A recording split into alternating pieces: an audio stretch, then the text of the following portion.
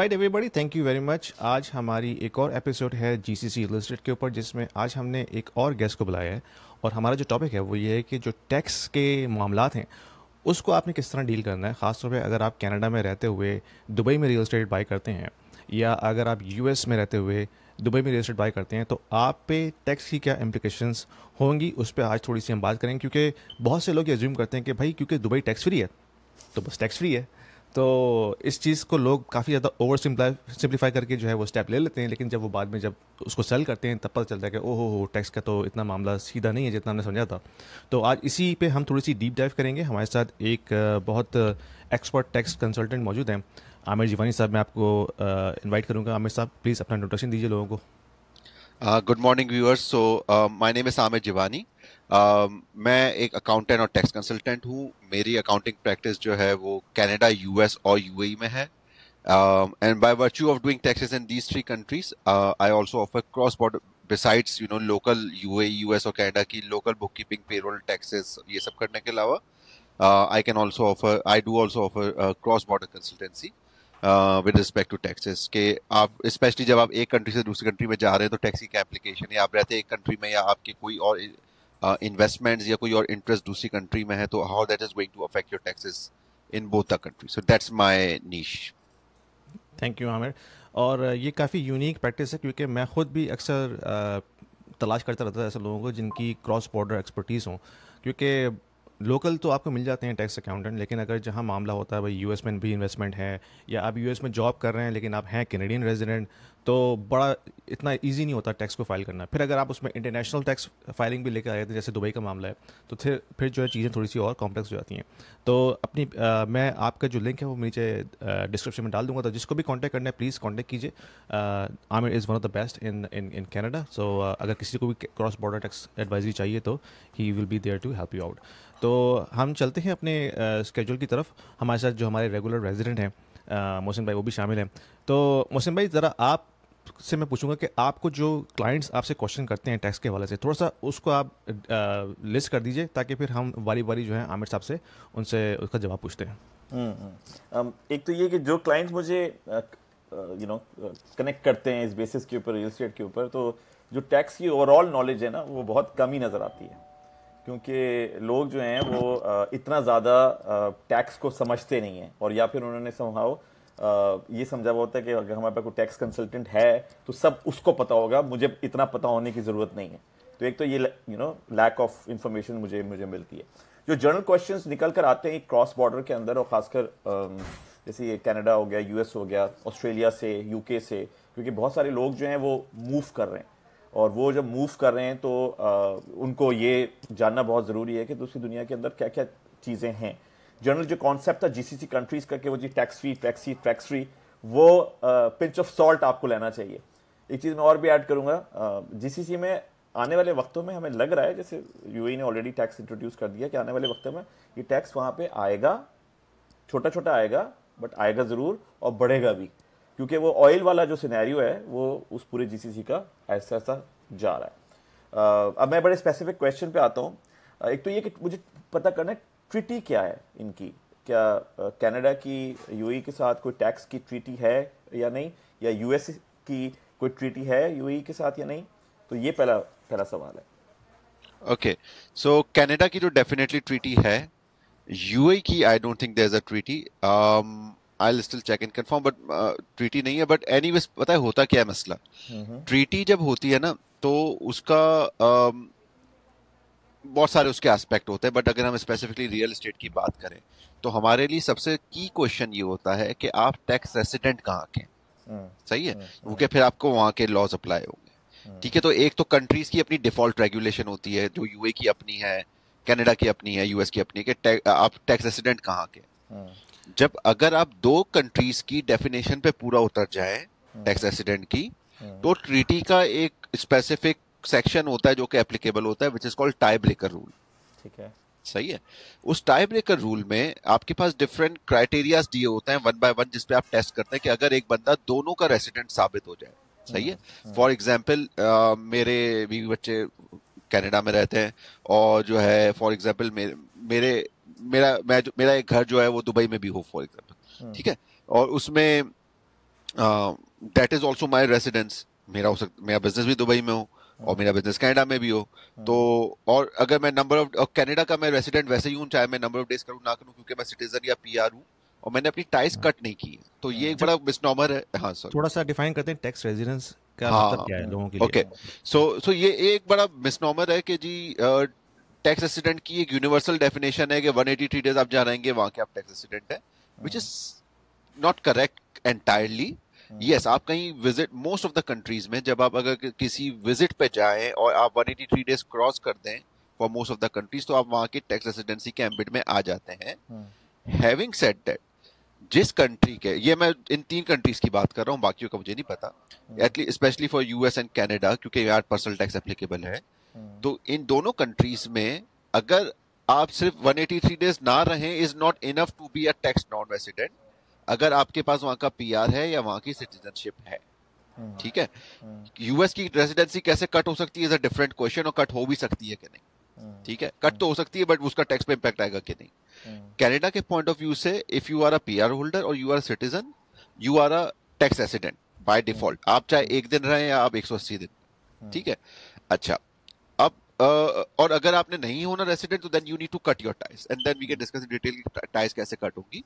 But या assuming हम उस बंदे की बात कर रहे हैं जो कि कनाडा का सिटीजन है या पीआर होल्डर, ठीक है, तो वो बाय डिफॉल्ट रेसिडेंट है चाहे उसने जितने भी दिन गुजारे। ठीक है, तो अब टैक्स रेसिडेंसी का मतलब है कि किस मुल्क के टैक्स लॉज आप पे अप्लाई होंगे to pay your taxes, and there is very much of a possibility कि आप एक वक्त में 2 कंट्रीज के टैक्स रेसिडेंट हो जाए।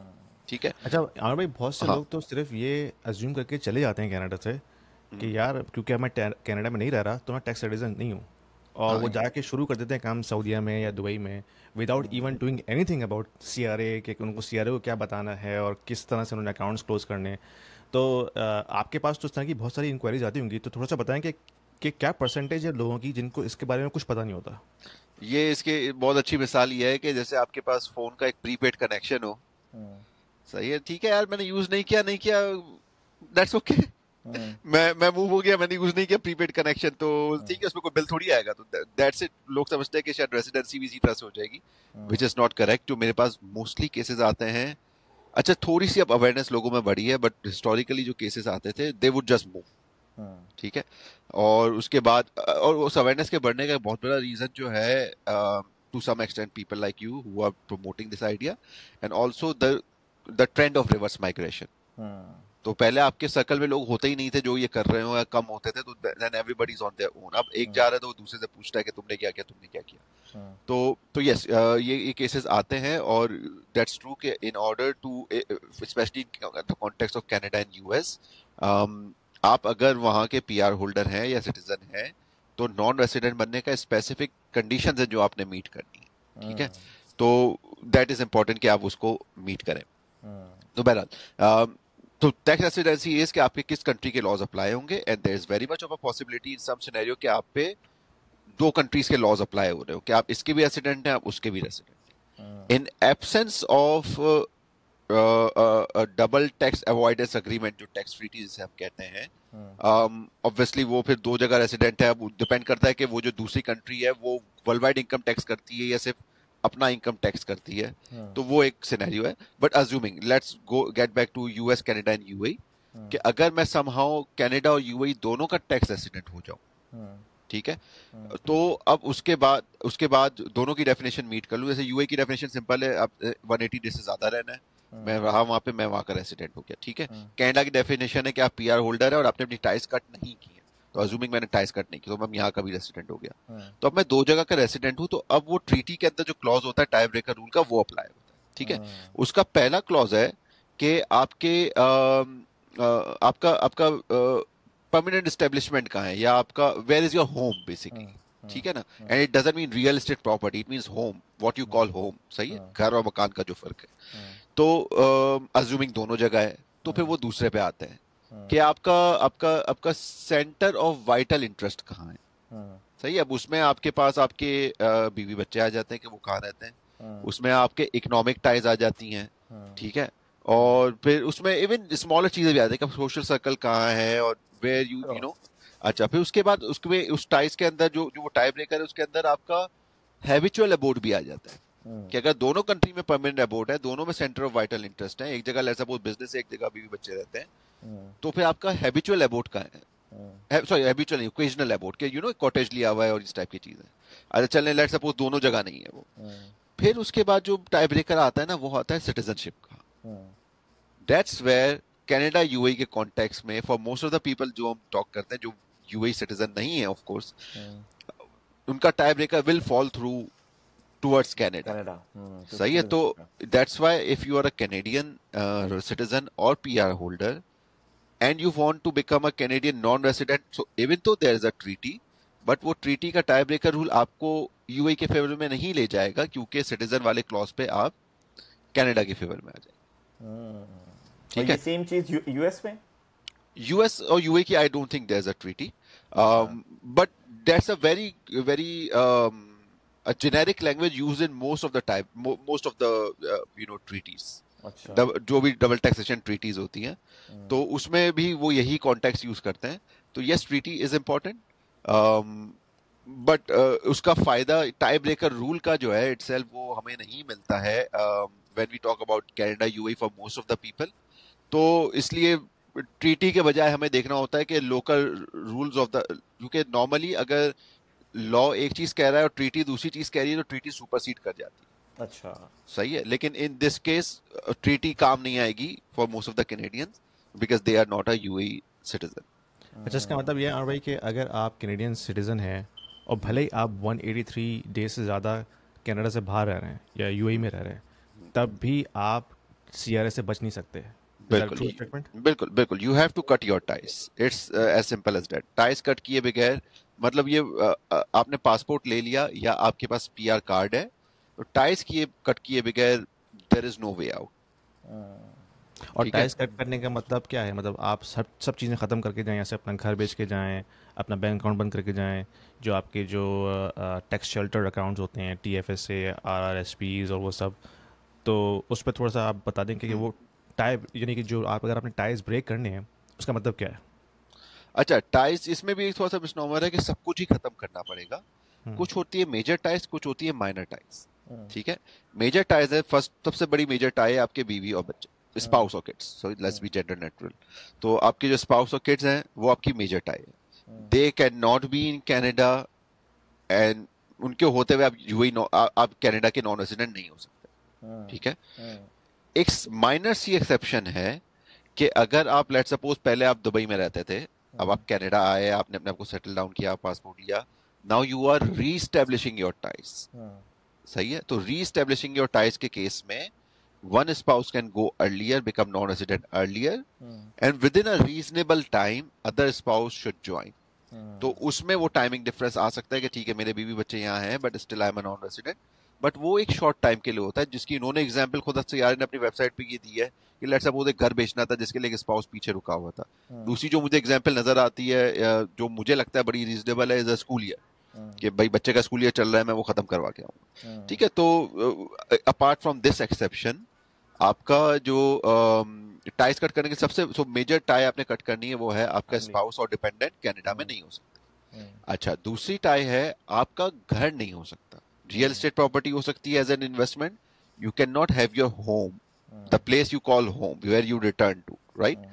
आपका खाली घर नहीं हो सकता इन शॉर्ट। ठीक है, वो अगर है आपका तो आपने उसके रेंट आउट करना है। ऐसा नहीं है कि जी वो मेरी अम्मी रह रही हैं या जो है मेरे रिश्तेदार रह रहे हैं, रह सकते हैं, but that has to be at a fair market value of the rent. ठीक है, अच्छा, तो ना सिर्फ खाली नहीं छोड़ना बल्कि आपने उसे रेंट करना है eight a fair market value. अच्छा, तीसरा आपका इसके पास इसके बाद आ जाता है कि आपकी स्पाउस का या आपका कैनेडियन एम्प्लॉयर नहीं हो सकता।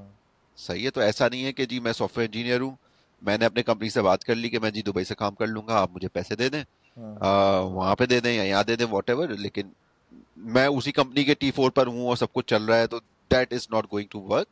Canadian employer is not allowed. और एक और टाई है जो शायद ज्यादा केसेस में एप्लीकेबल नहीं होती, कि आप यूएई में काम कर रहे हैं और मतलब वही कैनेडियन एम्प्लॉय वाली बात हो गई कि फॉर एग्जांपल आप किसी डिप्लोमेटिक मिशन का पार्ट है या आप कैनेडियन आर्म फोर्सेस का पार्ट है और उन्होंने आपको वहां डिप्लॉय किया है, तो just because you are out और आपने चाहे उस वक्त अपने स्पाउस और किड्स को भी मूव कर दिया, आपने घर भी रेंट कर दिया, still that doesn't make you non-resident because you are on a duty for a Canadian employer.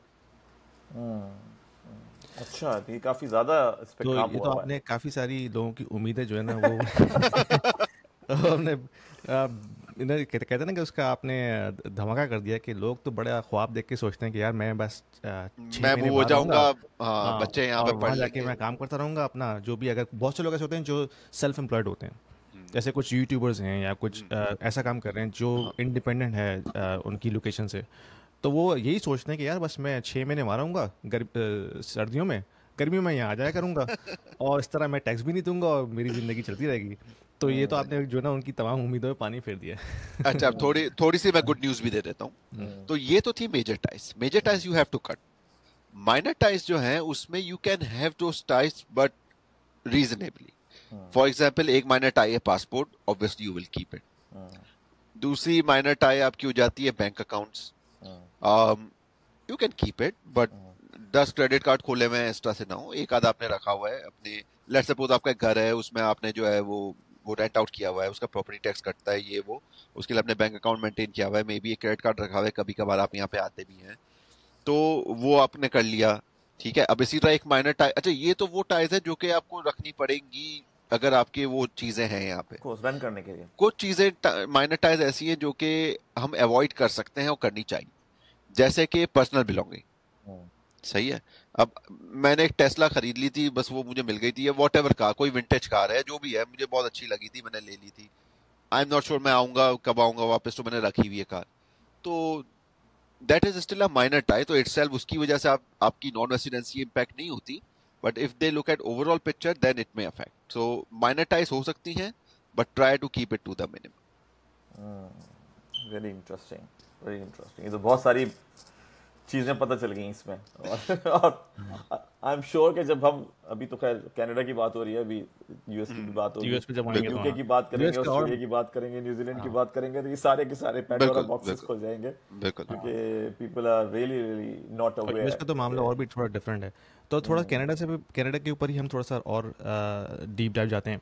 तो ये बताइए कि अगर लेट्स से किसी ने इन्वेस्टमेंट कर ली दुबई में, ठीक है, अब उसने रखा हुआ है, रेंट आ रहा है, रेंट की इनकम आ रही है, अब वो जो है उसको वहीं कलेक्ट कर रहा है, दुबई में उसने अकाउंट खोला हुआ है, वहीं पे उसी बैंक में आ रही है, तो क्या प्रोसेस होता है कि वो, अब पहले तो ये बताएं कि क्या इन्फॉर्मेशन शेयरिंग होती है बिटवीन दुबई एंड कनाडा, कि अगर कोई बंदा छुपाना भी चाहे क्या वो छुपा सकता है, अगर नहीं छुपा सकता तो फिर क्या प्रोसेस है उसको यहाँ पे डिक्लेयर करके टैक्स फाइलिंग करने का? अच्छा जी, देखें, कनाडा और यूएई दोनों सिग्नेटरी हैं to what is called CRS, common reporting standard, ठीक है। और जब आप यूएई में बैंक अकाउंट खोलेंगे तो उसमें वो आपसे पूछते हैं कि आपके पास और कहाँ की टैक्स रेसिडेंसी है, ठीक है। आपने वहाँ के अपने जो, जैसे कनाडा है तो आपका सिन नंबर होगा, यूएस का एसएसएन नंबर होगा, वो आपने डिक्लेयर करना। अच्छा, अगर, and by the way, if you don't declare it there is a huge penalty from CBUAE if they find out. अच्छा, अब होगा ये, एक तो ये वेरिएबल है, दूसरा वेरिएबल है कि आपका पासपोर्ट जो आपने यूज किया होगा टू ओपन द अकाउंट, ठीक है। अच्छा, तीसरा, and then obviously your first name, last name, date of birth, ये तमाम चीजें मिल मिला के जो है डाटा निकलता है, और वो डाटा बैंक से सीबीयूए को रिपोर्ट होता है, ठीक है। And there is an exchange agreement between countries. Now what we don't know is के बिटवीन कंट्रीज किस लेवल ऑफ डिटेल पे डाटा शेयर होता है, but again it's too big of a risk to take, right, क्योंकि इतना कोई, मतलब आप अगर यूए की रेंटल इनकम है अगर, तो ठीक है ना, एक वो मामला है कि पैसा ब्लैक था, मैं दिखा ही नहीं सकता, तो वो that's not something we can discuss, that's out of the scope. But you know, if it was everything legal, आपने रेंट पे कितना टैक्स बचा लेना, राइट। तो उस चक्कर में आपने अपनी वो रातों की नींद है, मुझसे अक्सर लोग पूछते हैं कि यार कितने अमाउंट पे मैं डिक्लेयर ना करूं तो बेहतर है। तो मैं पहला जवाब, कर रहे हैं ना अपनी हाँ, तो मैं पहला जवाब तो ये देता हूँ कि भाई as a tax professional I can not say कि आप डिक्लेयर ना करो, लेकिन मेरा जनरल आंसर ये है कि जिस पे आपकी रात की नींद ना उड़े, तो it's not that kind of amount के जिसपे आप बोलोगे यार मैं यहाँ की भी पेनल्टी का रिस्क लूं, वहां की भी पेनल्टी का रिस्क लूं, and UAE is lethal when it come to penalties, and Canada as well, specially in type की जो पेनल्टीज है ना, even for Canada and US, आपने फॉरेन एसेट्स ना डिक्लेयर करने की जो पेनल्टी है इज इन थाउजेंड्स और 10,000s of the dollars, right? So it's not worth doing it, and specially, अच्छा वैसे छोटी है, but if they come to a conclusion, regulator comes to a conclusion कि आपने विलिंगफुली उसको छुपाया था, then it's like thousands of dollars. तो ओके, तो बहरहाल वो केस तो एक अलग हो गया। अब आ जाए कि जी आपको डिक्लेयर करना है तो कैसे करना है। डिक्लेयर जब आपको करना होता है तो assuming you are a Canadian tax resident, सही है, आप पे कनाडा का टैक्स लॉ अप्लाई होता है। यूएई रेसिडेंट है कि नहीं है इज इररिलेवेंट, क्योंकि वहाँ टैक्स है ही नहीं, और बाय वर्च्यू ऑफ ट्रीटी आप कैनेडियन टैक्स रेसिडेंट हैं, या वैसे भी आप कैनेडियन टैक्स, ठीक है। तो इन दैट सिनेरियो आपका पहली तो चीज ये होगी कि आपने फॉरेन एसेट आपका कोई भी हो, वो आपने अगर $1,00,000 से ऊपर है उसकी कॉस्ट, नॉट मार्केट वैल्यू, उसकी कॉस्ट कैनेडियन $1,00,000 से ऊपर है, तो आपने अपने एक फॉर्म में डिक्लेयर करना होता है विच इज कॉल्ड T1135, ठीक है। इसकी एक एक्सेप्शन ये है कि अगर वो आपकी पर्सनल यूज प्रॉपर्टी है then you don't have to declare. जैसे अगर मेरा दुबई में घर है जहां मैं जब जाता हूं तो मैं रहता हूं, तो I don't have to declare, ठीक है। तो वो आपको नहीं करना, लेकिन अदरवाइज अगर आपकी एक आपके कोई भी एसेट है फॉरेन जो कि पर्सनल यूज एसेट नहीं है, तो आपने डिक्लेयर करना। अच्छा, लाइकवाइज आपके बैंक में पैसे पड़े हुए हैं तो वो भी आपने, ठीक है, कोई कह सकता है बैंक में पर्सनल यूज है, लेकिन that only applies to the property. Property के लिए पर्सनल यूज का क्लॉज है, या फिजिकल एसेट्स के लिए, बट अदरवाइज आपके स्टॉक्स है, बैंक अकाउंट है, कलेक्टिवली अगर आप $1,00,000 क्रॉस कर जाएं यू हैव टू डिक्लेयर। तो मेरी वो प्रॉपर्टी वैसे तो इतनी सस्ती होती नहीं है, लेकिन फॉर एग्जांपल उसकी कॉस्ट, एंड कॉस्ट का मतलब इक्विटी नहीं है, कॉस्ट का मतलब एक्चुअल प्रॉपर्टी की कॉस्ट, एक्विजिशन आप कॉस्ट, या एक्विजिशन कॉस्ट है, जिसमें बैंक का लोन भी इंक्लूड हो गया।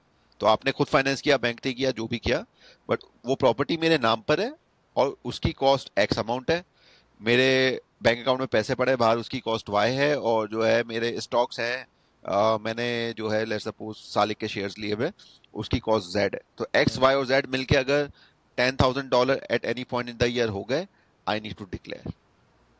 अगर मैंने उसी साल में 10,000 प्रॉपर्टी, सॉरी 100,000 100,000 100,000 कैनेडियन डॉलर से ज्यादा हो गए तो आई नीड टू डिक्लेयर। अगर मैंने ड्यूरिंग द ईयर बेच भी दिया तो भी I need to declare, at least in that year. जनवरी में लिया और जून में बेच दिया, still I need to declare, ठीक है। तो ये तो हो गई फॉरेन एसेट की डिक्लेरेशन, ठीक है। अच्छा, ये डिक्लेरेशन आपने लाजमी करनी है चाहे आप बेचें या ना बेचें उसको with in the tax year. हाँ हाँ, एट एनी पॉइंट अगर आपका वो थ्रेशोल्ड क्रॉस हो गया $100,000 का, तो you have to declare all your assets. सही, फॉर एग्जाम्पल मैं कैनेडियन रेसिडेंट हूँ, मेरी पाकिस्तान में कोई अकाउंट में पैसे पड़े हुए जो कि तो कोई 10,000 कैनेडियन डॉलर, सही है। अब मैंने एक प्रॉपर्टी, तो अब तक मुझे पिछले सालों में नहीं करना था, अब लेट्स सपोज मैंने इस साल प्रॉपर्टी ले ली जो कि थी 150,000 कैनेडियन डॉलर की, ठीक है। तो अब मुझे ये भी करना है और वो पाकिस्तान वाला भी करना है, ठीक है। तो ये तो हो गई एक declaration which is about your foreign asset, सही है। और इसकी पेनल्टी वैसे तो कोई $250 या ऐसे कुछ होती है per day, maximum up to 2,500 है। बट जब आप डिटेल में जाके पढ़ते हैं तो कहीं आपको ये भी लिखा हुआ मिलेगा कि अगर ये विलिंग होगा तो इस पे penalty can go into tens of thousands. तो दैट्स वन थिंग। तो इसमें ये कि आपकी जो ओवरऑल इंटरनेशनल जो एसेट की वैल्यू है, हाँ, वो 100,000 से अगर नीचे है तो ये रिबेट दिया हुआ है इन्होंने आपको कि आप ना रिपोर्ट करें और ना टैक्स पे करें, लेकिन जैसे ही वो वैल्यू ओवरऑल दुनिया में कहीं पे भी 100,000 क्रॉस कर जाए, बिल्कुल, तो आपको रिपोर्ट भी करना है और उस पर टैक्स भी पे करना है। बिल्कुल बिल्कुल ऐसे ही है। और अच्छा, टैक्स तो जब देना पड़ेगा ना जब आप डिस्पोज करेंगे इसको। अच्छा, अब टैक्स पे आते हैं। तो एक तो आपने रिपोर्ट कर दिया कि जी ये मेरे फॉरेन एसेट है, और उसी फॉर्म के अंदर सवाल होता है कि इस हर एसेट के लिए कि इससे आपने इनकम कितनी जनरेट की और उस पर आपने कैपिटल गेन कितना किया। तो डिस्पोज नहीं किया तो कैपिटल गेन नहीं हुआ, अगर इनकम जनरेट की है तो आपने लिख दिया, ये एक अलग है। इसके अलावा आपने अपने नॉर्मल टैक्स रिटर्न के अंदर अगर लेट सपोज वो रियल एस्टेट था तो जो उसकी रेंटल इनकम जनरेट हुई है वो आपने डिक्लेयर करनी है, इनकम एंड एक्सपेंसेस बोथ। अगर आपका वो स्टॉक्स थे तो जो उससे आपको डिविडेंड मिला है वो डिक्लेयर करना है। अगर आपने बेचा था कैपिटल गेन हुआ तो वो डिक्लेयर करना है। तो इन शॉर्ट आपने इनकम भी डिक्लेयर करनी है और एसेट भी डिक्लेयर करना है अगर वो फॉरेन एसेट है, और इनकम तो सारी ही डिक्लेयर करनी है चाहे लोकल हो या फॉरेन हो। तो just like local income you would also declare your foreign rental income, foreign capital gain, dividend, whatever it is. तो एंड देन वो आपके उस जो भी आपके टोटल आप जहाँ पे खड़े होंगे, जिस ब्रैकेट पे खड़े होंगे, लेट्स सपोज आपकी इनकम है $1.5 लाख एनुअल एम्प्लॉयमेंट की, तो आप अगर 1.5 लाख में लेट्स सपोज क्योंकि वो प्रोग्रेसिव रेट होता है, तो अगर वो आखिरी जो 10,000 थे वो लेट सपोज 25% पे टैक्स हुए थे, तो ये वाला जो आपने इनकम अर्न की है जो कि फॉर वो एग्जांपल तो top है। वो उसके ऊपर, वो उस रेट पे टैक्स हो जाएगी। तो वो डिपेंड तो करता है कि आप अर्न क्या कर रहे हैं, और फिर जब ये हाँ एडअप करेगी तो वो कौन सा बार क्रॉस करती है या नहीं करती, हाँ उस पे आप खड़े हुए। हाँ, वो तो तो अगर मार्जिनल टैक्स रेट होता है ना बिल्कुल, फिर तो उस employer का। अगर आपका कोई मूड नहीं है अपनी टैक्स रेसिडेंसी कनाडा की खत्म करने का, and you are looking at a UAE property purely on investment basis, then this is a cost you need to add to your, projections. अच्छा, एक क्वेश्चन मेरे जहन में यह है कि अगर आपने प्रॉपर्टी फॉर एग्जांपल ली है यूएई के अंदर, और आप उसको as a holiday home use करते हैं, आप हम्म, जाते हैं सर्दियों में 2-3 महीने रहते हैं फिर वापस आ जाते हैं, हम्म। लेकिन बाकी के जो महीने में अगर वो रेंट पे चली जाती है तो उस केस में फिर वो क्या डिक्लेयर होगी? ना फिर वही है, वो that's as good as a rental property, क्योंकि अच्छा। आपने सिर्फ 3 महीने यूज नहीं किया, बाकी 9 महीने तो आपने वो किया है ना। हम्म। तो इट्स अ रेंटल प्रॉपर्टी, तो रेंटल इनकम इनकम में जाएगी, और एसेट जो है वो T1135 में जाएगा और वो डिक्लेयर होगा।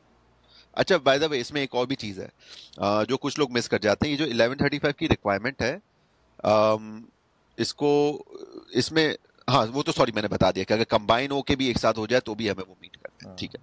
हाँ, अच्छा, इसमें राइट। अगर स्पाउस ऐड हुई भी हो, सॉरी। स्पाउस हाँ जॉइंट तो ओनरशिप हो। हाँ तो देखिए कनाडा का, अच्छा यहाँ पे यूएस और कनाडा का थोड़ा फर्क आ जाता है। यूएस बहरहाल हमने अभी तक डिस्कस नहीं किया, तो let's keep it separate.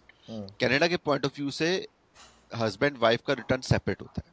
Separate होता है, दो हाँ डिफरेंट एंटिटीज हैं।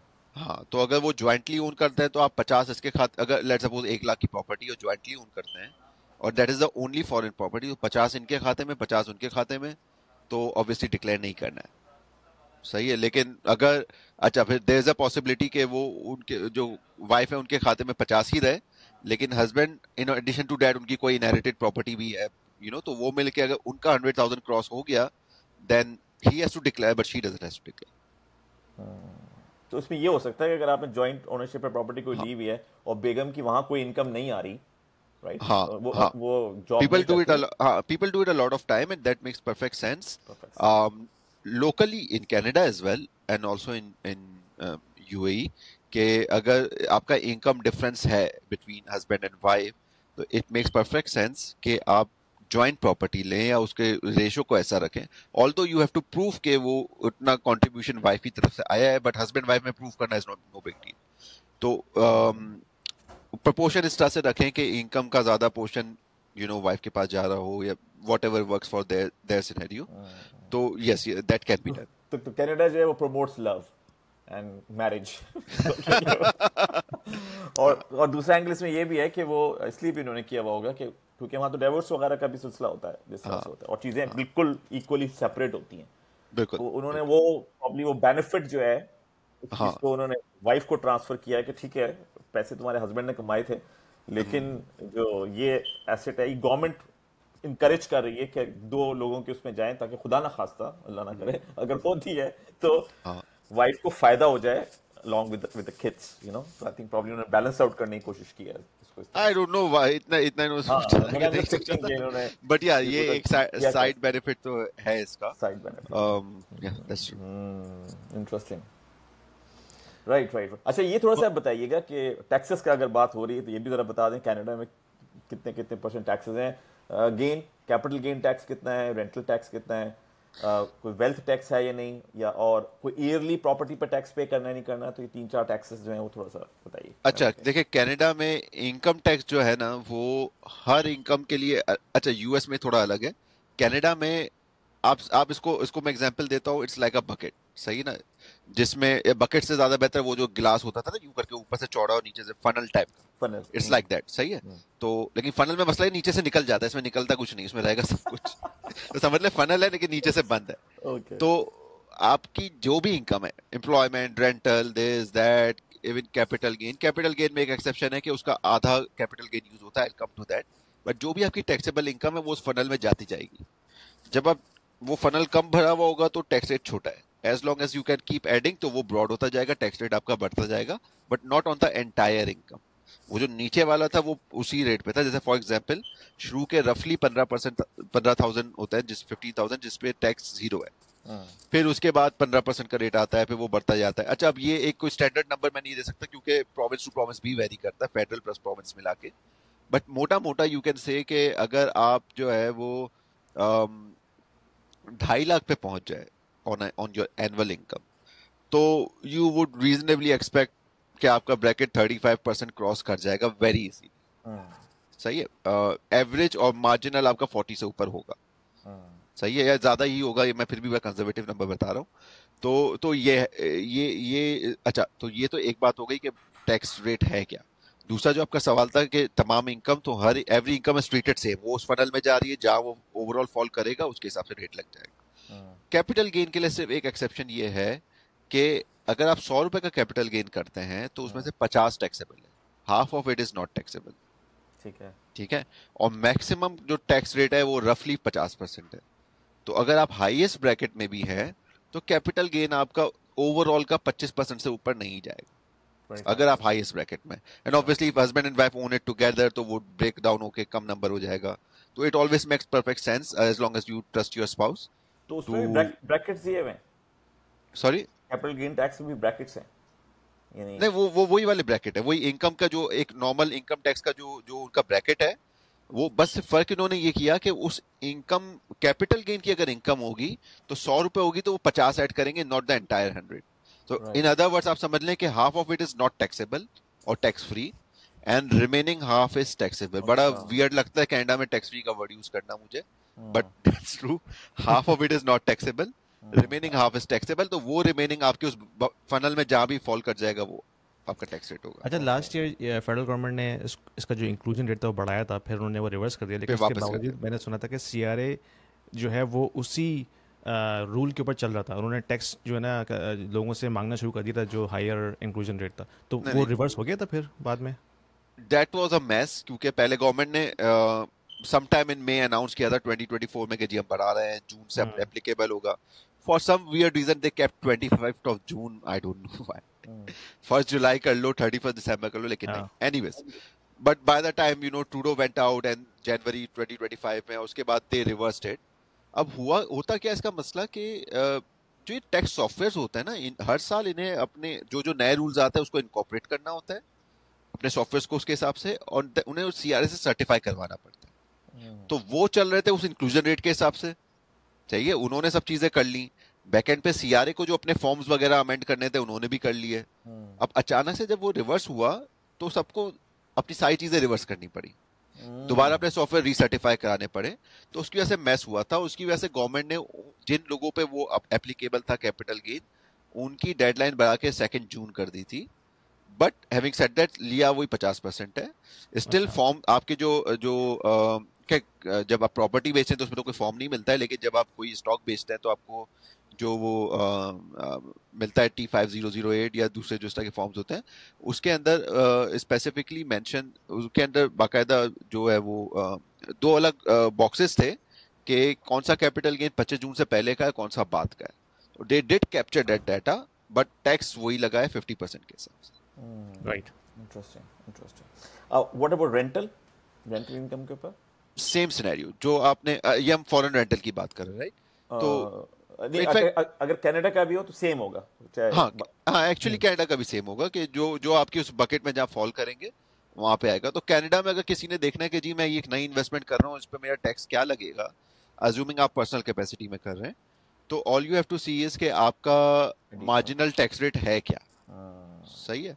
और that is the bigger problem. Normally होता क्या है कि अगर एक बंदा सैलरी पर है 1.5 लाख 2 लाख 2.5 लाख अच्छी सैलरी पर है, टैक्स तो कट के आता है ना सैलरी पे, तो वो तो उसने कभी अपना पैसा समझा ही नहीं था। सही है। नॉर्मली आया भी नहीं था ही नहीं। नॉर्मली जो है वो आपकी tax planning for a salaried person start होती है कि मेरे पे स्टब में ये नेट पे लिखा हुआ आता है, ये मेरे अकाउंट में क्रेडिट होता है, अब इससे शुरू करो, इसमें से क्या खर्च करना है, क्या इन्वेस्ट करना है, क्या ट्रेवल करना है, क्या करना है। ठीक है। तो वो तो हमने गिना ही नहीं था कि कभी हमारा भी था, वो तो cost of living in this country हमने समझ लिया था। अब मसला क्या होता है कि अगर तो आपने वो सारे पैसे खर्च कर दिए तो वेल एंड गुड, ठीक है। अगर आपने खर्च नहीं किए और बच गए, गलती से आपने गलती कर ली कनाडा में पैसे बचाने की, और आपने कहीं इन्वेस्ट कर दिए, और अब आप वो 2.5 लाख वाले में थे और अब आपको पता चला कि भाई ये जो इन्वेस्टमेंट की है, अज्यूमिंग वो आरएसपीओ वो सब छोड़ के उसके ऊपर आपने कुछ किया है, तो उस पे भी वो मेरा 42% लग जाएगा, अज्यूमिंग अगर वो उस 42% के ब्रैकेट में, तो उसमें 42% लग जाएगा। तब आपको वो फील होता है क्रंच के, यार ये क्या हो रहा है, मतलब इतनी मेहनत की, ये किया वो किया मैंने, एक पॉइंट तक पहुंचा कि मैं 2.5 लाख कमा रहा हूँ, और अब वो जो ऊपर के पैसे उस पर भी मुझे पैसे देने, उस पर 42%, ऑल्दो उसकी सैलरी पे भी लगा था, but he never realize that. But जब वो ऊपर के मार्जिनल पे लगता है ना, जिसको वो फिर ज्यादा तकलीफ देता है। जैसे फॉर एग्जांपल रेंटल है, आपकी प्रॉपर्टी का रेंटल है, हर महीने आ रहा है, आपको मिल रहा है, आपने मॉर्गेज पे कर दी, आपने बोला हाँ मैं एविन हूँ, मेरा अगर 5,000 का रेंटल आता है, मेरा principal interest property tax insurance मिला के 5,000 बनता है, आई एम गुड, चलो ठीक है, या मे बी 4,800 बनता है, मैं $200 बचा भी रहा हूँ। बट साल के आखिर जब आप टैक्स रिटर्न फाइल करते हैं तो एक नंबर नजर आता है टैक्स पेएबल का, क्योंकि इसमें तो एडवांस नहीं कट रहा है, राइट, वो बाद में देना पड़ता है। हाँ, या आपने कहीं इन्वेस्ट कर दिया था स्टॉक्स में, और देन उसके बाद उसमें भी अगेन एडवांस में नहीं कट रहे हैं, तो जब वो खत्म होता है साल और वो नंबर आता है तो बोलते हैं यार मैंने तो इतना सारा टैक्स ऑलरेडी दिया हुआ था, उसके बाद तुम बोलो और देना है। तो नहीं, आई थिंक जो प्रीवियस वाला अकाउंटेंट था वो सही था, उसने मुझे इतने का रिफंड दिया था। भाई उस टाइम आपकी रेंटल इनकम ही नहीं थी। अच्छा, इसमें एक मजे की बात मैं आपको बताता हूँ कि बीच में जब कैनेडियन डॉलर इतना फॉल कर रहा था यूएस डॉलर के अगेंस्ट, तो मैं खुद भी और अक्सर लोग जो है ना वो फिर अपने करेंसी को ना यूएस डॉलर में कन्वर्ट कर रहे थे कि भाई किसी तरह हमारी परचेसिंग पावर जो है ना बच जाए, कैनेडियन डॉलर तो इतना फॉल कर रहा है। फिर बाद में पता चला कि जब आप वो करेंसी दोबारा से कन्वर्ट करेंगे कैनेडियन डॉलर में, वो भी टैक्सेबल होगा। वो क्यों यानी कि टैक्सेबल होगा? यानी कि अगर आपने let's say US dollar bye किया, हाँ हाँ ठीक है, हाँ और फिर बाद में आपने यूएस डॉलर को सेल करके दोबारा कैनेडियन डॉलर में कन्वर्ट कर लिया, तो जो भी आपने उसमें कैपिटल गेन कमाया होगा फॉरेक्स ट्रांजैक्शन के अंदर, दैट इज ऑल्सो टैक्सेबल। ये बात सही है? आई डोंट थिंक सो, वो इट्स जस्ट अ करेंसी। अच्छा, मैंने खैर एक जगह पढ़ा था तो उसमें लिखा था कि अगर आप करेंसी जो है वो बाय करके सेल करते हैं दोबारा, तो ओके, वो भी टैक्सेबल होती है। फॉर कॉर्पोरेशंस यस, क्योंकि कॉर्पोरेशन अपनी पूरी बैलेंस शीट मेंटेन कर रही हैं, उनके पास वो गेन आता है तो वो उन्हें कहीं तो डालना है ना। अगर वो फॉर एग्जाम्पल, अच्छा कॉर्पोरेशन के केस में तो ये है कि इवन लेट्स सपोज आपने कन्वर्ट नहीं भी किया था, आपने आपने एक कंपनी को इनवॉइस किया, आपका यूएस का कस्टमर था, उसको इनवॉइस किया यूएस डॉलर पे $1,000 पे, तब एक रेट था, बाय द टाइम आपको पैसे मिले कैनेडियन गिर गया था, तो ऑब्वियसली आपको पैसे मिले वो उस कैनेडियन डॉलर के इक्विवेलेंट से ज्यादा मिले, तो that goes as an income and obviously you pay tax on that. वहां तक तो सही है, लेकिन अगर मैं एक इंडिविजुअल हूँ, लेट्स सपोज मेरे टीडी के अकाउंट में जो है 10,000 कैनेडियन पड़े थे, मैंने कन्वर्ट किया उसको यूएस में, और फिर यूएस पड़े, फिर बाद में मैंने यूएस को कैनेडियन कर लिया, तो नहीं, उस पे नहीं है, बट कंपनी के केस में yes, that might be the case. Right right. तो जो लोग फॉरेक्स ट्रेडिंग करते हैं तो फिर उनका टैक्स कैसे? हाँ, वो अलग चीज है ना, now that is a business, right, now that is an investment. मैंने नॉर्मल अकाउंट टू अकाउंट, मेरा एक टीडी का फर्स्ट कर कैनेडियन अकाउंट था, एक यूएस डॉलर अकाउंट था, मैंने यहाँ से वहां ट्रांसफर किया, जो भी रेट लगा, और तो बैंक साल ली था, उनसे करके कोई फायदा नहीं होता, लेकिन मैंने कर लिया, सही है ना, फॉर वॉट एवर रीजन, या वापस ले लिया, तो दैट्स ओके, उसमें कुछ नहीं है। हाँ, मैंने कोई इन्वेस्टमेंट इंस्ट्रूमेंट खरीद लिया, कोई ऑप्शन ले लिया, कोई इस तरह की चीज कर ली, तो जाके तो then it is a problem, not problem, it is then subject to taxes. क्योंकि वो जो आप करेंगे वो कभी कभार करेंगे आप, तो प्रॉब्लम उन्होंने उसको छोड़ा हुआ है, लेकिन अगर आप उसको रेगुलर कर रहे हैं एज अ बिजनेस ट्रेडर, नहीं, आपने कोई इन्वेस्टमेंट नहीं ली ना, मेरा आफ्टर टैक्स मनी था, आज एक करेंसी में था, कल मैं दूसरी करेंसी में कर लिया, वहां तक तो सही है। बीच में कोई इंस्ट्रूमेंट यूज हो गया, मैंने यूएस करेंसी के फ्यूचर्स ले लिए, स्टॉक्स ले लिए, या मैंने कोई ऐसा लेट्स सपोज किसी ऐसे मनी मार्केट फंड में इन्वेस्ट कर दिया जो यूएस बेस्ड है फ्रॉम माय कैनेडियन करेंसी, और बाद में उसको लिक्विडेट किया, तो that is just like a stock और अनदर। वो तो है, लेकिन ऐसे कुछ लोग करते हैं ना फॉरेक्स ट्रेडिंग, यानी कि बेसिकली वो सिर्फ डेली या बेसिस के ऊपर करेंसी बाय एंड सेल कर रहे होते हैं। किसी ने जैपनीज येन बाय किया, फिर फ्रीक्वेंसी मैटर करेगी, फ्रीक्वेंसी आ जाएगी ना। सही है, सही है। Right. अच्छा, और कोई वेल्थ टैक्स भी है कनाडा में? नहीं, आपने अगर वेल्थ बना ली अपनी है तो उस पर कोई वो नहीं है कि वो, मेरे ख्याल में आप इनहेरिटेंस टैक्स की बात कर रहे हैं शायद मोहसिन भाई।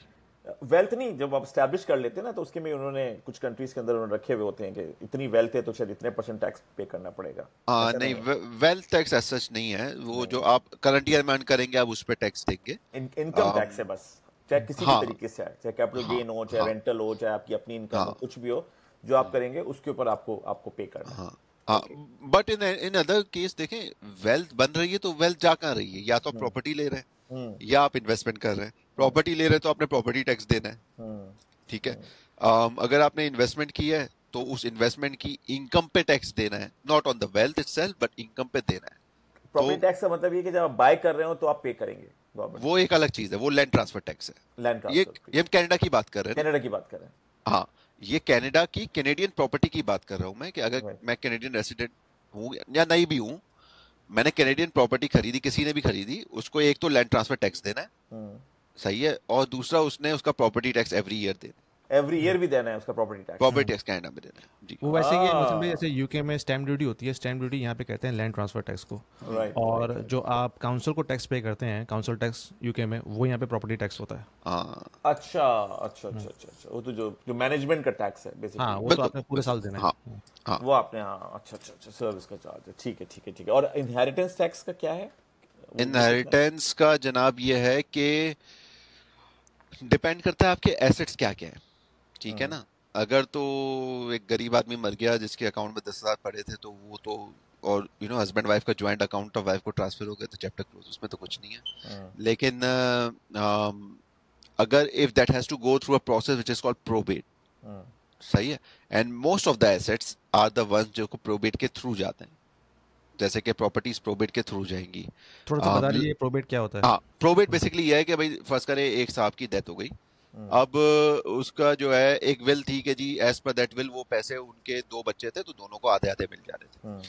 अब वो विल, अच्छा उस विल को किसी ने एग्जीक्यूट करना है, फर्स्ट करे उन्होंने एक लॉयर अपॉइंट किया, या उस विल में लिखा था कि जी मेरा एग्जीक्यूटर मेरी वाइफ होंगी या जो भी होगा, तो मेरा फ्रेंड होगा, वो फ्रेंड जो है आया, let's to keep it simple, wife नहीं है, दो बच्चे हैं, दोनों को आधा आधा मिलना है, एग्जीक्यूटर है, एग्जीक्यूटर आया, अच्छा बाय द वे ये डोमेन लॉयर का है तो I am kind of overstepping, so I might be wrong, तो जहां वो ऑब्वियसली पीपल कैन करेक्ट। तो जो आपका जो एग्जीक्यूटर था, अब उसने बोला कि जी इन साहब की ये प्रॉपर्टी है, ये दो बच्चों में बांटनी है, अब लीगली वो उन साहब के नाम पर है, तो या अब वो मर गए तो trust of mister X Y Z हो गया वो, तो वो जो लैंड रजिस्ट्रार है वो कहेगा मैं कैसे मान लूं ये सही है, राइट। तो उसके लिए वो कहते ही है कि आप वाया कोर्ट आए हमारे पास, कोर्ट में जाते हैं तो कोर्ट फिर ऑब्वियसली तमाम चीजों को देखेगा, एनालाइज करेगा, एंड इज द बॉडी जिसपे बाकी सारे रेगुलेटर्स या जो भी रजिस्ट्रार है वो बिलीव करेंगे कि हाँ अगर कोर्ट का ये ऑर्डर आ गया means they have done there due diligence, कि वाकई में mister x can be the executor, और हम ये उस स्टेट ऑफ मिस्टर फलाना के नाम पे ट्रांसफर कर देंगे एंड देन वो बच्चों को मिल जाएगा। तो ये जो पूरा प्रोसेस होता है जिसमें वेरिफिकेशन करते कराते जो भी एसेट्स हैं उनको एंश्योर करना कि ये इसका एग्जीक्यूटर था और इस मेथड से इनको पहुंचने हैं, इसमें जो कोर्ट को इन्वॉल्व होना पड़ता है वो उसकी फीस लेता है, ठीक है, विच इज वो शुरू के कुछ अमाउंट पे नहीं है, उसके बाद से 0.5% होती है, तो अगेन डिपेंड्स, अगर बड़ा वो है तो दैट बिकम्स अ लॉट, तो that is what you can call close to inheritance tax. ये तो एक हो गया, सही है। The process of transfer to the heirs के लिए जो आपको करना पड़ा उसमें आपने प्रोबेट दे दिया, लेकिन अगर उस स्टेट का अपना टैक्स होगा तो वो भी देना है। मतलब मैं एक घर ओन कर रहा था, जो फर्स्ट कर ले मेरा प्रिंसिपल रेसिडेंस नहीं था, बाय द वे कनाडा में प्रिंसिपल रेसिडेंस पे टैक्स नहीं है, कैपिटल गेन टैक्स नहीं, ठीक है। तो फर्स्ट करे मेरी एक इन्वेस्टमेंट प्रॉपर्टी थी, मेरी डेथ हो जाती है, उसके बाद अब वो ट्रांसफर होना है, तो एक तो वो एसेट की वैल्यू पे प्रोबेट दिया वो अलग है, लेकिन जब मेरी डेथ हो गई तो जो मेरा फाइनल रिटर्न फाइल होगा उसमें मेरे तमाम एसेट लिक्विडेट होने हैं, सही है। अगर तो मेरे बच्चे बेच नहीं भी रहे, उन्होंने कहा कि जी ठीक है हम रख लेते हैं, हम रेंटल आधा आधा कर लेंगे, टाइटल ट्रांसफर कर लेते हैं, स्टिल मेरे पॉइंट ऑफ व्यू से वो डिस्पोज होना है। तो मैंने लिया था आज से 20 साल पहले एक्स अमाउंट पे और आज हो गए उसकी वाई अमाउंट, तो ये कैपिटल गेन जो मेरा जो फाइनल ट्रस्ट जो टैक्स रिटर्न फाइल हो रहा होगा उसके अंदर ये कैपिटल गेन जाएगा। अच्छा, तो मरने के बाद भी छोड़ेंगे नहीं आपको। तो वो कौन पे करेगा वो? अब दैट इज द प्रॉब्लम। तो कभी कभार ये होता है कि and that is another reason you have to have your asset, specially when मौत का तो खैर नहीं पता, लेकिन when you think you are closer to that time, आपके एसेट्स डाइवर्सिफाइड होने चाहिए। अगर आपके सारे एसेट्स इनलिक्विड चीजों में टाइड अप हैं, ठीक है, तो जो टैक्स लायबिलिटी अराइज होगी उसके लिए then you will have to sell some of those assets. Right? Sell करने जो के बाद फिर आप डिस्ट्रीब्यूट करेंगे जो जो बचा हुआ होगा। पहले पहले गवर्नमेंट को सेटल करेंगे, अगर कोई लोन है वो सेटल करेंगे, एंड देन अब, और इसमें वर्स्ट केस सिनेरियो ये हो सकता है कि अगर आपके पास 6-8 प्रॉपर्टीज हैं और सब में आपकी थोड़ी थोड़ी इक्विटी है और बाकी डेट है, अब आपने just for the meeting that number आपने जो है मल्टीपल सेल करनी पड़ेगी। पहले लेंडर को सेटल करना, मतलब पहले तो नहीं but at the same time lender settle होगा, और जो थोड़ी थोड़ी इक्विटी निकली उससे आपने बाकियों को पे किया। And to make it even worse, अगर बच्चे कहते हैं कि भाई हमें एक दूसरे भरोसा नहीं है, हमें अपना कैश दे दो, देन आपने वो सारी बेचनी पड़ी। तो that's another reason you should diversify your portfolio from that point of view as well, कि जब मैं मरूं तो कुछ लिक्विड एसेट भी हो, सब इलिक्विड ना हो। और उसमें एक बड़ा अच्छा इंस्ट्रूमेंट, मेरी कोई वो उसमें कमीशन नहीं मिल रहा है, बट बड़ा अच्छा इंस्ट्रूमेंट जो है वो लाइफ इंश्योरेंस है, क्योंकि life insurance is out of probate, सही है, और वो आपको इमीडिएट तो नहीं कह सकते, वो भी अपना ड्यू डिलिजेंस करते हैं, बट रिलेटिवली जल्दी आपको एक कैश अवेलेबिलिटी दे देते हैं that you can use for these kind of stuff. Wealth of information. Wealth of information. मैं आपको बता दूं आनंद भाई, जो जिन लोगों से मैं इंटरेक्ट करता हूँ 99% लोगों को ये नहीं पता होता, अगर मैं एग्जैजरेट ना कर रहा हूँ। तो ये जो इन्फॉर्मेशन आपने शेयर की है ये बहुत कम लोगों को पता होती है। शायद वो लोग होते होंगे जो इस प्रोसेस से गुजर चुके हों, लेकिन कोई अगर इस प्रोसेस से गुजरा नहीं है तो उसको कोई आइडिया नहीं होगा कि मैंने किस तरह टैक्स फाइलिंग करनी है, क्या इम्प्लीकेशंस होनी है मेरे ऊपर अगर मैं इस प्रोसेस से गुजरता हूँ, या मैं कोई चीज़ लिक्विडेट करता हूँ, या मैं प्रॉपर्टी बाय करता हूँ, या भी जो भी आपने डिस्कस किया है। I think majority of the people they don't know about this. जैसे मुश्किल चीज़ों को तो अवॉइड ही किया जाता है ना, जब पड़ेगा तो देख लेंगे वाला सिनेरियो है। तो अल्लाह मालिक है, देख लेंगे उस वक्त जब होगा तो हम उन चीज़ों को डिस्कस ना पैसों को डिस्कस करते हैं, ना विल को डिस्कस करते हैं, ना टैक्सेस को। जो चीज़ तकलीफ दे उससे डिस्कस करने की जरूरत नहीं है। उस पर खामोशी जरूरी है, और अपनी मर्जी से सुनते हैं, जो सेलेक्टिव हियरिंग अपनी मर्जी से सुनते हैं। और ये I agree with Yasin. Obviously मैं काफ़ी लोगों से इंटरेक्ट कर रहा हूँ, और बहुत सारे इधर उधर लोग बैठे हुए दुनिया के अंदर, और जब ये लोग इन्वेस्टमेंट्स की वहाँ बात करते हैं यूएई के अंदर, और ओमान में भी देख रहा हूँ मैं, तुम लोगों से मैं ये कहता हूँ कि जब तुम एक तो प्रॉपर्टी ले लो तो एक तो विल ज़रूर करवा लेना, और वो सबसे पहले करवा लेना, क्योंकि तुम एक ऐसी रिमोट जगह के ऊपर जाके इन्वेस्ट करने जा रहे हो जहाँ का तुम्हें कुछ नहीं पता। तो तुम बिल्कुल नहीं चाहोगे कि खुदा ना खासा वो प्रॉब्लम्स तुम्हारे बच्चों को आए आगे, कि भाई वो कहाँ करा लिया था और ये हो गया था वो हो गया था। तो बेहतर है कि ये सारी चीज़ें अच्छी खुशी में करें आप, कि मैंने कुछ खरीदा है तो मैं जाके विल जो है वो। हाँ, अच्छा, इसमें एक चीज मैं और ऐड कर दूं। Again I am not the expert on that will part, लेकिन दो चीजें देखना जरूरी है उसमें, कि एक तो आपने अपने होम कंट्री के एंड से क्या आपके लॉस कहते हैं उसके हिसाब से आप कर लें, और उस कंट्री के हिसाब से। अब होम कंट्री के हिसाब से आपने विल कर ली, चले वो तो हो गया। उस कंट्री में अब फॉर एग्जांपल शरिया लॉ में there is a specific way जिसमें ब्रेक डाउन होता है। तो if you want otherwise, then probably you need to have your spouse as joined so that everything is joined, and then वो उस पे applicable ना हो। नहीं, वो खुद एक बहुत बड़ा टॉपिक है कि उसको किस तरह से आपने मैनेज करना है। बट अगेन वही कि सबसे पहले तो टैक्स कंसल्टेंट से बात करें जहाँ पे भी आप बैठे हुए, उससे पहले पूरी एडवाइजरी ले लें, इन एंड आउट सब कुछ, और फिर आगे बढ़ें। बजाय इसके कि आगे बढ़ जाएं और फिर याद आए टैक्स कंसल्टेंट, तो फिर वो देर हो चुकी होती है, फिर फायदा नहीं। ये भी हमने हार्ड वे में सीखा है, क्योंकि काफ़ी कुछ कंपनीज वगैरह बनाते रहे और चलाते रहे। तो यही होता था कि आई थिंक शुरू में तो हमें कोई आइडिया नहीं था, लेकिन जब एक दफ़ा दो दफ़ा, मैं इवन पाकिस्तान की बात कर रहा हूँ, हमारे पास जब आ गए एफबीआर के कि जी ये मसला है, तो फिर घुसे उसके अंदर। जब घुसे तो आइडिया ये हुआ कि यार ये मसला उनका मसला नहीं है, मसला ये कि आप हमें पता ही नहीं है कुछ। जब आपके पास नॉलेज ही नहीं है तो फिर आप कैसे उन मसलों को सॉल्व करेंगे। तो बस फिर जो टैक्स कंसल्टेंट थे आपकी तरह के, उन्होंने हमसे ये बोला कि देखो जो मर्जी है करो, लेकिन मुझसे बात करके करो। बस मुझसे एक दफ़ा फ़ोन कर लो, मैं ये कर रहा हूँ, और वो मैं तुम्हें बता दूंगा तुम्हें करना चाहिए नहीं करना चाहिए, कोई रास्ता है, मेरी नॉलेज में होना चाहिए। आई डोंट वांट सरप्राइज भी लेके आ जाते हो ना, ये देखो ये क्या कर दिया मैंने, मैं उसको मैनेज नहीं कर सकता। तो इस वक्त ऑब्वियसली खासकर ग्लोबलाइजेशन चल रही है, तो आप जैसे लोगों की तो बड़ी शदीद जरूरत है, और सेशंस करने चाहिए हमें आमिर के साथ इस टॉपिक के ऊपर। अभी हमने यूएस पर टच ही नहीं किया ना, अभी तो यूएस एक और एपिसोड करनी पड़ेगी यूएस के हवाले से। हाँ। और एक जहन में मेरे क्वेश्चन आ रहा था आमिर भाई, कि अगर लेट्स से आपका प्राइमरी रेजिडेंस है खाली कनाडा में, और खुदा न खास्ता दोनों पेरेंट्स जो हैं वो किसी हादसे में चले जाते हैं, और अगर बच्चे माइनर हैं तो फिर क्या होता है उस घर का? घर का तो अच्छा, अगर तो अच्छा, पहले विल पे आ जाए ना, तो अगर आपकी विल नहीं है, विल है तो विल फॉलो, हाँ, विल नहीं है तो एक डिफॉल्ट विल ऑन्टेरियो के लॉ में मौजूद है, वो फॉलो होती है। अब उसका एग्जैक्ट मुझे स्पेसिफिक्स नहीं पता, but in this case looks like वो दोनों बच्चे ही होंगे।